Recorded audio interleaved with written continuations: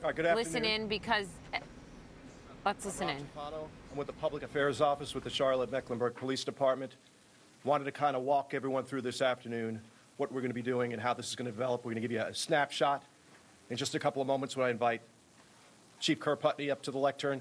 He's going to go over some additional information that we wanted to release, some clarifications that we wanted to make, and then discuss some specific evidence that we want to release. When he's through, we're going to go ahead.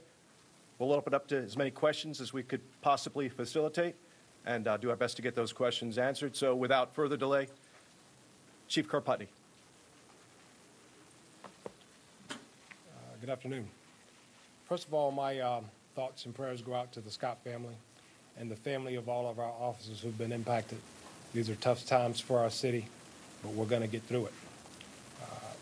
Throughout the entire process, and that's really what I'm talking about, is the sequence of events that got us here, the process that led us to being able to release additional evidence and video footage that will explain what I believe are the absolute facts, which have not changed. My priority has been throughout the whole investigative process to maintain the integrity of the investigation, because that's essential. That's essential in a fact-finding process that leads you to the truth. As stated throughout the process, that I was unwilling to deviate from that stance. Well, today, after having a conversation with the State Bureau of Investigations, the lead agency in the investigation at this point, I've decided that we're at a stage where I can release additional information without adversely impacting their investigation. So now it is appropriate to release this information. Doing so prior to this point would have had a negative impact on the integrity of the investigation that they were conducting, independent of CMPD. What I'll let you know is we were starting our investigation, obviously, Tuesday after the incident. And then Thursday, we're in a position where, 2 days later, we had a lot of facts and we're ready to present those facts. I am the custodian of that information and could release them at that point. However, during the course of those 2 days, the family requested to the district attorney's office that we have an independent investigation, that being the State Bureau of Investigations.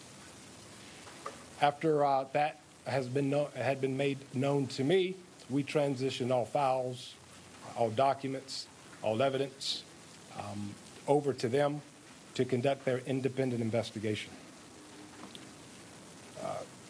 As I said before, CMPD remains the custodial, the functional custodian of the evidence. Therefore, I do have the authority to release. And now that it won't impact the investigation, we're going to do just that. It is also my understanding that the release at this point is appropriate, not to taint the fact-finding mission that the SBI has been conducting over the last 2 days. I believe it's in the community's best interest, obviously. I felt that way Thursday, and I definitely feel that way today. But what we're releasing are the objective facts. What we're giving you is the most complete puzzle that we can without trying the case out in public. And I committed to you, to everybody, that I would not do that. And I'm going to do that as well. I'm going to stick to it. And it's a complex case. All of them are. It's an officer-involved shooting. It's a tragic loss of life. And what I can tell you is there's no single piece of evidence that proves all the complexities involved in this investigative process relative to this case. As I said, it's a tragic incident. We as a community have some work to do. I know there's some distrust. We've been working on that diligently for quite a while now. But obviously there's more work to be done. In the spirit of transparency, you're going to get everything that we can deliver, facts, footage, and an explanation of where we stand today relative to the investigation.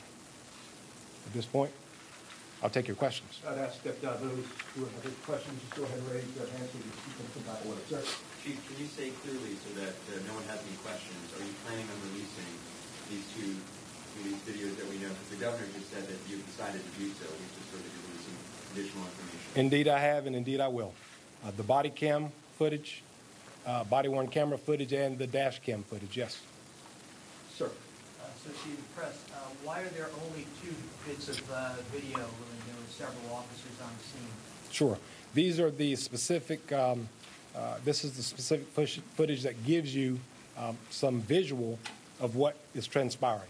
There's a lot of footage that would be showing you people traveling towards the scene, but nothing relative to the incident. And the other thing is there will be more footage that will be released once the investigation is complete, and there's been a definitive decision on the part of the prosecutor. That's when everything else can be released for viewing and consumption. Chief, you mentioned additional evidence. Anything other than the videos that you're releasing, and can you tell us anything else about? You indicated there'll be more. Sure. We're releasing physical evidence. We're talking about DNA evidence. We're talking specific to a lot of the, listen, we all know there's a lot of stuff floating out there about what has happened, what was not on scene, was it a book, is there a gun? We're releasing evidence that we believe, based on our fact-finding mission, that it will give you indisputable evidence that the facts we started with are the facts that remain today based on 2 independent investigations up until this point. Courtney Francisco, WCCB. Chief, people are asking why the detective who shot didn't have on a body camera. Can you just say something for us? Absolutely, and all of that is under review. Our tactical units don't all have body-worn cameras at this point. We have an ongoing process to upfit all of our officers so that when they're on duty or off duty working secondary employment, they will have body cams. And a part of that is all units, all functional units, and even our tactical units moving forward. We're working through that. We've tried to be intentional because it is me. My concern is showing tactics and locations of officers who are doing a lot of the high-risk encounters. But the counter to that is why we're here today. Unfortunately, I have to do everything I can to protect our people, even if it doesn't feel good. Chief, you alluded to this during your comments, but I wanted to be exactly clear. Yes. Yesterday, you seemed to suggest that it might be a while, you didn't say exactly when, before this might be released. What exactly changed? What exactly changed is what I need is confirmation that when I release what I'm going to release, there is no adverse impact on the State Bureau of Investigation's investigation. And I have that assurance now. I did not have that assurance prior to. Follow-up. So does Sure. that mean that the State Bureau of Investigation, they signed off on it when you spoke with them yesterday? They were okay with it? I'm sorry? That they were okay with it, that they signed off on it? They have given me assurance that it would not adversely impact their investigation. As far as signed off on, I am the custodian, and I'm going to release as soon as I can. All I needed to know is, will it impact the integrity of the investigation? They said no, so we're here today giving you everything that we can distribute at this point. Chief, you've seen the video, obviously. Are you concerned that putting this video out in the public look every day, people can make their own decision about this video as well? Here's what I can tell you. I stand behind the truth. People can interpret anything they want based on one piece of evidence, and I can tell you, I suspect they will based on the video footage. But what I say is you have to put all pieces together. We interviewed a lot of people. We've interviewed all of our officers involved, and the consistent themes were the facts. And that's what I stand behind. And those facts, you think your officers did the right thing? They followed protocol? What I can tell you is if laws were violated, I would be taking different action. I won't get into policy because that's another parallel investigation that's internal. We've seen hundreds of protesters taking to the street over the last few days. Did their protest, their message calling for the release of this video impact this decision at all? What impacted this decision is the information I've been getting from this community all along. As soon as you appropriately can, release the video. And that's what I was going to do anyway. Our policy is when we can release information that won't be detrimental to the investigation itself, we release. And what I can tell you too is, I just want to remind people is, we're 4 days after the incident. We're talking about 2 independent investigations, and they take time. I'm gonna insist we do it right, not fast. So did this have anything to do with Keith Scott's wife's video coming out yesterday, that cell phone video? Ma'am, listen. Our practice and our protocol is to release as soon as we can to inform. What is out there, I can't control, nor am I concerned about. I'm standing behind the facts, and today, because it won't impact the second investigation that is being conducted, nor ours, I'm releasing it because it's appropriate to do so. There are no other factors that influence that. There's a lot of information out there, but the only pressure I had is to make sure our people get it when I can give it to them in a way that I can maintain the integrity of what I'm charged with doing. When can we expect to see the tapes? The link to the footage, I say tapes too, but I think we've progressed a little bit. It's the footage that will be in a web link to you, and that should be coming out very, very soon, I would say within the next half hour. Chief, earlier you said transparency is in the eyes of the beholder. Is it Yes. your expectation that the release of this footage will calm the city of Charlotte? Well, I can tell you this. There's some people, regardless of what they see, and here's the thing, everybody goes back to the footage. The footage itself will not create in anyone's mind absolute certainty as to what this case represents and what the outcome should be.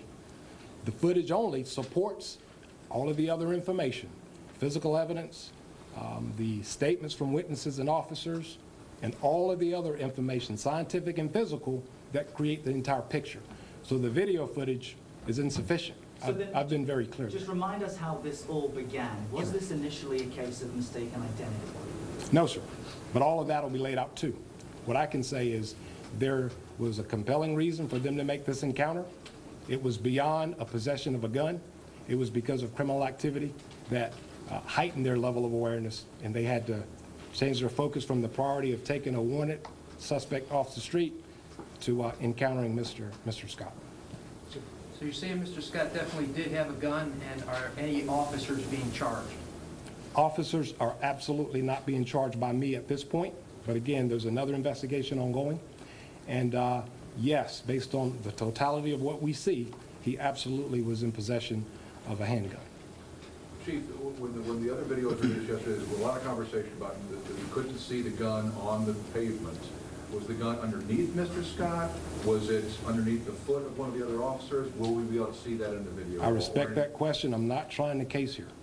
I'm not trying to case here. You have to make your own judgments, and the process is not done, and I'm not going to try to case today. Are you going to be giving us the statements of some of the officers? No, ma'am. I'm going to give you a layout of sequentially what happened, because that, again, is presentation for if this case were to go to court. That's when all of it becomes discoverable, not before. Chief, the city attorney's office 2 days ago told us that officers were not in the process of trying to arrest or detain Mr. Scott at the time that he was shot. So what then would you say the officers were doing when they repeat that, please? The city attorney's office Thursday afternoon told us at WBTV that officers were not trying to arrest or detain Mr. Scott at the time that he was shot by police. What then were officers doing when they approached his vehicle and asked him to get out of the car? I'll have to let you see the facts, because I can tell you they were intentionally detaining Mr. Scott. That is how we got here. Well, so then why did the city attorney's office tell us otherwise? I'd have to defer that question to them. So they were trying to detain him at that time? That is the only way you can actually arrest somebody, so absolutely, sir. I don't know what their interpretation is. I can't speak for them. I don't have a law degree, but they'll have to address any concerns you have relative to what they've said. Morgan Fogarty. Chief, how much video was recorded during the incident, and how much will we see today? You will not see all that was recorded today. You will see what is pertinent, specifically where it starts and where it ends up with the end of the shooting, to be quite frank. Do you have about a time frame what that? I do not, because it's two different videos, but we're releasing everything through that point. And the reason we're doing that is the rest of it is, again, is going to be coming out as the process ends, not during the investigation. Chief, sources have told us, and you talked about the DNA, was Mr. Scott's DNA recovered on the firearm? And since today is a new day, I'll ask you again, was it lawful for him to possess the firearm? It was not lawful, given the circumstances. But what I can tell you is, the reason I say that is, what I'll say is there was a crime that he had committed that caused the encounter, and then the gun exacerbated that situation. So, And you'll see. Go ahead. I'm sorry. Let me let you. so previous to the incident, Yes. was it lawful for him to possess that weapon? Previous- Or do you say during the incident it became unlawful? Okay. Here's what I'll tell you. And again, I'm trying to be transparent. The reason for the encounter is because laws were broken, and the possession of a weapon with that law violation caused the officers to escalate their attention onto him. They were specifically looking for somebody wanted. That's why they were there. And to be quite honest with you, what I'm going to tell you is there's marijuana there that they weren't focused on, and they saw him with it until a gun was produced. And you'll see all that. I don't want to get into it. I want you to read it for yourself so you can see specifically why I say the facts are the facts and they will not change. Chief, it's unfortunate, whether we see the video or not, people have made up their minds. Yes, sir. It's pretty split. I want you to address the sentiment that these two competing narratives, one from the Scott family, one from the police, he didn't have a gun, he had a book, he had a gun. What's it like to put out facts as a police chief and have people still not believe what the police are saying here in the city of Charlotte? It's like, it depends. Because I can tell you the vast majority of people I'm hearing about wanted this day to get here just as badly as I did.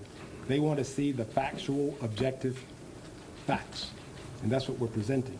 So it's disappointing and it's a little frustrating that you can't release more, but I'm not going to sacrifice the integrity of investigation because I'm not a patient person. But how does that feel? It's disappointing, but it's part of what we do. A lot of what these officers who put their lives on the line every day have to deal with is there's some people who won't appreciate it, regardless of whether or not they're doing what they should be or not. And when the family and the family's attorney continues to say that he was unarmed, that they don't see a gun, we spoke to a coalition of clergy earlier today that said they saw black gloves, that they didn't see a gun. All I say is I stand by the facts. I'm not going to debate it. I'm not going to try to case. That's not my role. Facts speak for themselves. Chief, a second ago you said that Mr. Scott produced a firearm. Did he make any motion to point that gun at the officers, and can we see that in the video? I've already talked about that. There is no definitive visual evidence that he had a gun in his hand. You can see something in the hand, and that he pointed it at an officer. That I did not visually see in the video. But what we do see is compelling evidence that when you put all the pieces together, support that.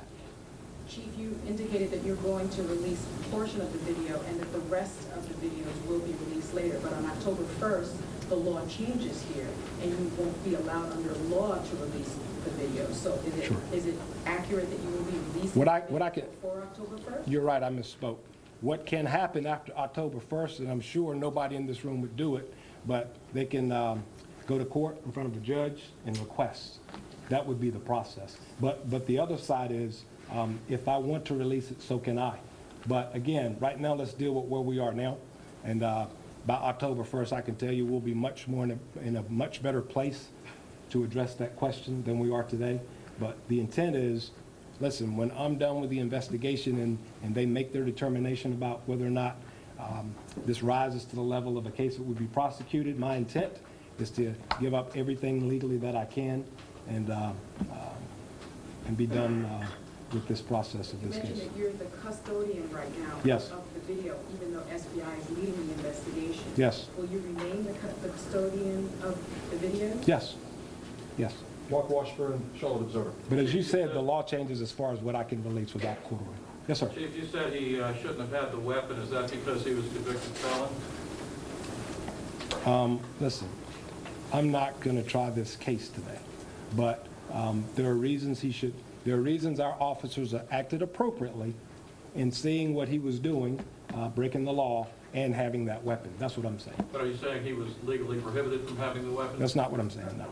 Sir, Chief Ken Smith, WREZ out of Fox, Raleigh. What crimes did he commit? I don't think you said what crimes he actually committed. Well, one of which is possessing marijuana. That's what I said. But when you're in possession of marijuana and then you have a gun, that's a public safety issue that our officers were going to address. Sir. Chief, was the marijuana possession the only thing that drew your officer's attention to Mr. Scott? No. What I said was that was the first thing they saw, but that was not the priority. They were still focused on apprehending the suspect. When they see the weapon and they see the marijuana, they say, uh-oh, this is a safety issue for us and the public. We need to address this before we try to serve a warrant. Courtney. So are you saying he was smoking marijuana and was the gun registered in his? I did not say any of that. I said he was in possession of marijuana. How did they see it is what I'm asking. They were conducting surveillance, trying to serve a warrant. I'm sorry. Conducting surveillance, trying to serve a warrant. They see, and their car is closely parked, and they look in the car and they see the marijuana. They don't act. They see the gun and they think they need to. How many witnesses saw the incident, and have you interviewed them all? We've interviewed all available witnesses that would talk to us. I don't know what that specific number is, but we can find out. Even if the police say insist there was a gun, why was it a shoot to kill? Why was the man actually killed, even if he's in possession of a gun? And why does this keep happening across the United States? Okay. The first question, why do we shoot to kill? We don't. We shoot to stop the aggressive act that justifies our use of lethal force. Our shooting is to stop the aggressive act or the imminent threat of such act. That's why we shoot. What happens across the country, I can't control. I wish I could have controlled this incident right here at home, sir. But after these incidents, people, different police forces have said things are going to change in the United States. We're going to look into this, and there's going to be reforms, but it keeps happening. I'm not telling you what's going to change in the country. I'm just telling you that the engagement opportunities and the work we're doing and will continue to do here to impact the level of trust. The outcomes of shooting, sir, I wish I could control, but I can't. But Chief, to follow up on that, you began by saying your thoughts and prayers are with the Scott family. Yes, sir. Can you assure his 7 children and his wife that every effort was made to avoid using lethal force? Sir, what I can tell you is this. At every encounter, people can make a decision, right, to follow lawful, loud, verbal commands and prevent some things like this. That's what I can tell you. Can I give assurances to anyone of hypotheticals? No, sir. I wish I could. But in this case, yes. To his family, can you confidently say every effort was made to avoid lethal force? As I can tell you, they were reacting to what they saw, and they have a duty to do so. So in the encounter, they perceive an imminent lethal threat by a handgun, and they react to that. That's what I can tell you. Listen, we're going to take 2 more. This young lady over here hasn't gotten one. Chief, when officers go to apprehend a suspect, is it protocol to search surrounding vehicles and question people around them? Is that protocol? I'm sorry, one more When time. officers go to apprehend a suspect, Yes. When they get there, is it protocol to search surrounding vehicles and other people that are around the area? Context is going to matter. In this particular case, as I said, they see somebody who has marijuana. They say that's not a priority for the suspect they're after. Then they see the handgun, so they focus their attention on Mr. Scott at that point. Hypotheticals and broad scenarios are going to be hard to really capture in one answer. Chief Joe from the Charlotte Observer. Yes, sir. So where did they see the handgun, and how many officers fired shots at him? They saw the handgun initially when he was in the vehicle, and we know of only one officer that fired at this point. And again, those are details that some of which are still ongoing. Guys, we appreciate you. We're going to get him back to work. Just want to take care of some housekeeping. Reference to the video, accompanying that video, there are going to be a number of images that are going to be released. We have public affairs officers here on site that'll work with you all. For those of you who we don't have in our media distribution list, we're going to go ahead and get those emails out. The videos will come in a video link format that you'll get to all of our locals and any network affiliates who feel like they're not part of our media distribution list. Please see me and or some of our public affairs people here. Thank you, guys. We appreciate it. Yes, sir.